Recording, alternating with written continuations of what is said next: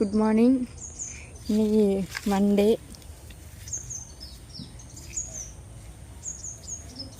என் தம்பி இதை வச்சு டெய்லி தூக்குதான். என்னால் இவ்வளோதான் தூக்க முடியுது.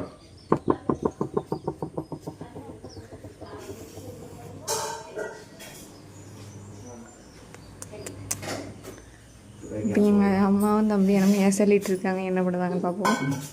ஃப்ரெண்ட்ஸ் என்ன பண்ணீங்க? பத்து வைக்க அவனுக்கு என்ன சொல்லியா கொடுக்கணும்?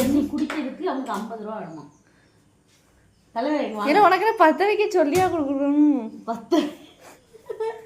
பத்த வைக்கும் பறைக்காரா.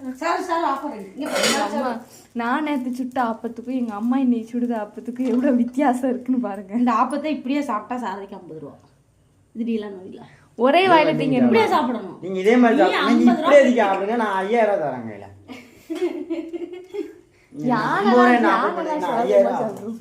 யானை சுலபமா சாப்பிட்டுரும்.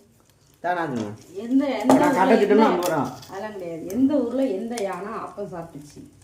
எனக்கு நீங்க எங்க ஊர்ல புளியரையில வெள்ளை யானை ஒண்ணு சாப்பிட்டுச்சு. இங்க சாய் ரெடி ஆகுது. இங்க எங்க அம்மா ஷேக் போட்டு வச்சிருக்காங்க. அஃப்ரெஷ் போட்டு வச்சிருக்கு. அஃப்ரெஷ் குடிங்க, காலையிலேயே நல்ல எனர்ஜியா இருக்கும்.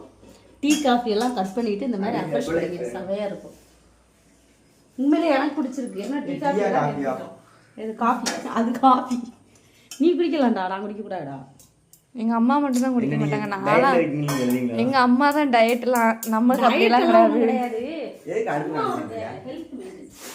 அப்போ நீ கேட்டா நான்லாம் அப்படி கிடையாது. நான்லாம் இருக்கு எல்லாத்தையும் விளாசி கட்டி. நான் குளிச்சுட்டு வந்து இன்னும் தலை கட்டலை. லைப்ரரி கிளம்பியாச்சு. ஆமா ஆமா, அப்படியே ஃப்ரீ ஹேரெல்லாம் போக மாட்டேன். இந்தா இன்னும் 2 நாள்ல போயிடுவோம் ஃப்ரெண்ட்ஸ். பாய்.